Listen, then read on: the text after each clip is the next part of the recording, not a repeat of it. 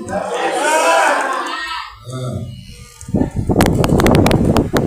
we'll be talking about what I titled My Life is a Testimony.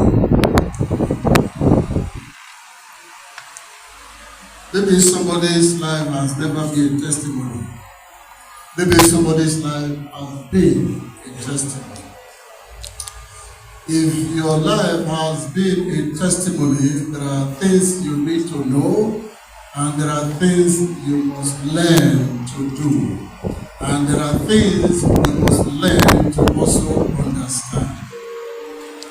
So it's all about faith when we look at it from another perspective. Without faith, your life can never be a testimony. Without faith and endurance, in most cases, and perseverance, your life can never be an encouragement to the world.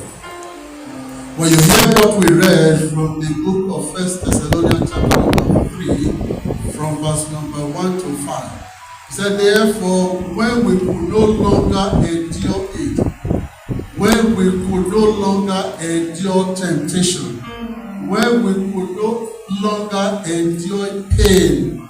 So there are some things we are supposed to do, and there are some things we are supposed to know. Sometimes when we are not able to endure some certain things, there is a moment in your life you will say, well, leave me alone. I want to be alone. I want to be by myself. I don't want anybody to interfere into my life. So in a situation like that, you have to call on somebody that is close to you and see whether what you are going through, that same person is going through with. We must always be aware that there is always a tribulation ahead of us. There is always a trial ahead of us.